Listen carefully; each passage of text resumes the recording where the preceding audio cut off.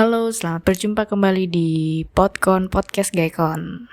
Ya, seperti biasa, Ningshel di sini akan mengisi malam-malam yang syahdu, malam yang galau, dengan obrolan-obrolan yang sedikit tidak penting tapi sangat bermanfaat buat kalian. Oh ya, apa kabar nih Sobat Gaikon? Yang mungkin lagi pertengahan bulan, lagi shopping, lagi persiapan traveling, atau mungkin persiapan untuk perayaan Natal. Nah, ini kebetulan mungkin Kobel juga mungkin lagi sibuk. Ini kali ya, persiapan Natal juga kali ya. Ya, semoga persiapannya lancar, bisa kumpul-kumpul bareng keluarga, bareng teman, bareng saudara, atau bareng sama yang perlu dibarengin.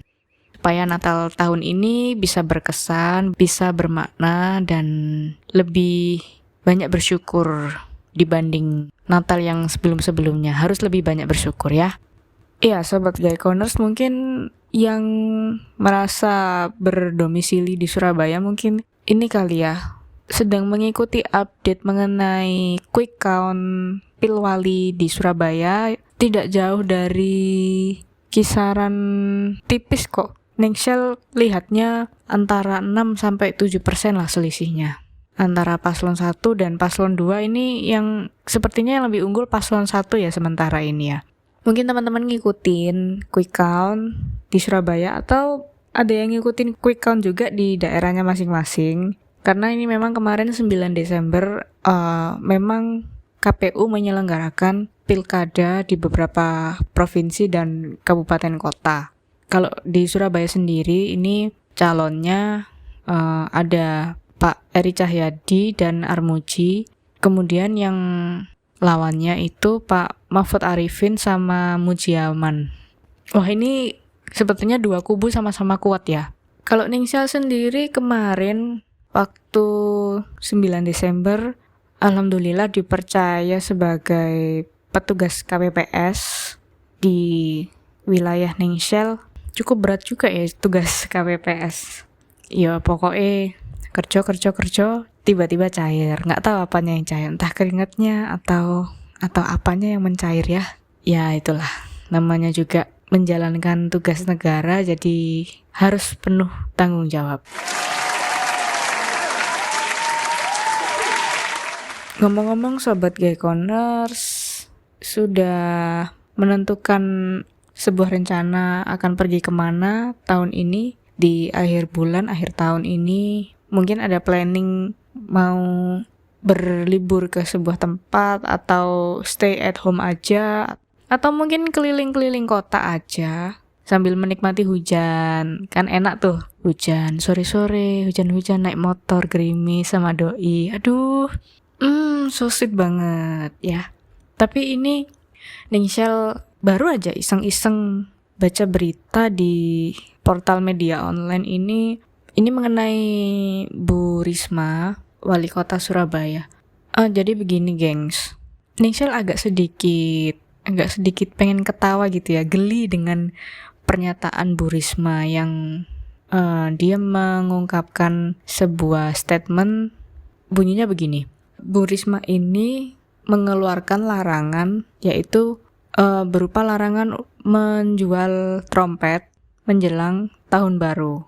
Larangan jual trompet inilah yang kemudian dijadikan dasar Bu Risma sebagai salah satu faktor penularan COVID tertinggi di Surabaya.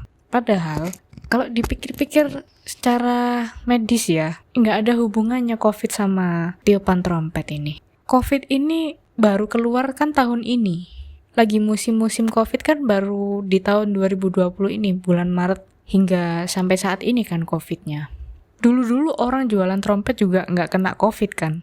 Jadi kayak gimana ya? Jadi menurut Ningshel ini kayak pernyataannya agak sedikit ya gimana ya?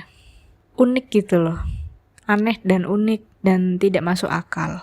Dengan alasan kesehatan, jadi Bu Risma melarang penjualan trompet di pinggir-pinggir jalan, di trotoar, biasanya kalau Ningshel lewat itu paling banyak orang jualan trompet di depannya Cak Durasim, ya.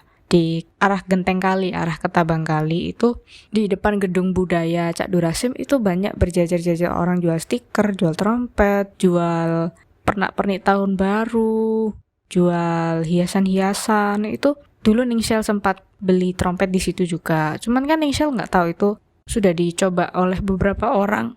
Ningsel kan nggak dulu masih belum ngerti trompet itu sudah dipakai, dicoba, ditiup oleh orang secara bergantian, kena air liurnya apa enggak. Itu Ningsel dulu waktu kecil tidak berpikir sampai segitunya. Pokoknya beli aja. Namanya anak kecil beli trompet, dibeliin, langsung lah ditiupin. Nah ini kalau menurut Ningsel, Bu Risma ini kayak terlalu berlebihan. Kalau memang alasannya karena COVID, ya seharusnya mall itu ditutup, ya. Terus pasar-pasar itu dibatasin. Misalnya jam operasional pasar dibatasi mulai jam 6 sampai jam 10.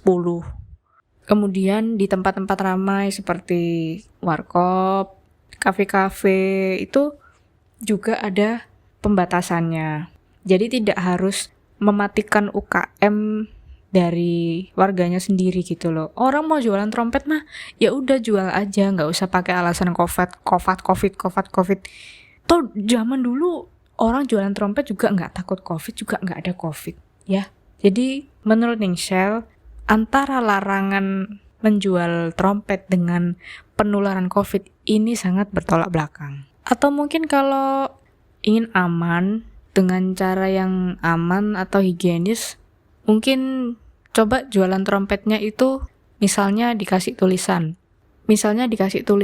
Sekali coba ditiup langsung dibeli atau dibayar, ya kan? Itu menurut Ningsel lebih aman karena orang sekali nyoba tiup masuk ke mulut, yaitu barang yang sudah dicoba atau ditiup seharusnya langsung dibeli atau dibayar, ya kan?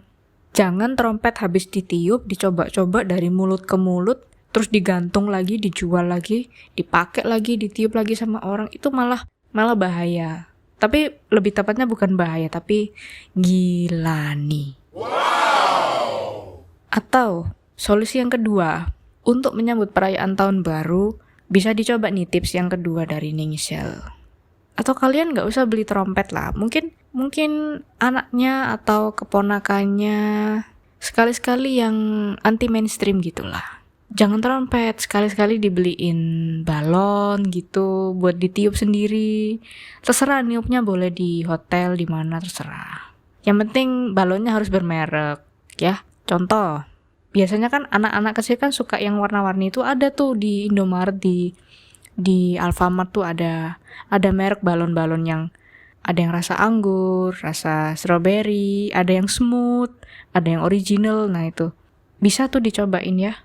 Daripada kalian harus beli trompet, terus masih mikir-mikir ini bersih nggak, ini higienis nggak, terus nanti trompetnya rusak nggak, kualitasnya gimana. Ya mending beli balon yang seperti yang Ningsel sarankan tadi, lebih aman, lebih kuat, lebih keset, ya kan. Itu balonnya biasanya kalau orang-orang mau malam pergantian tahun itu memang permintaan balon itu semakin meningkat, ya.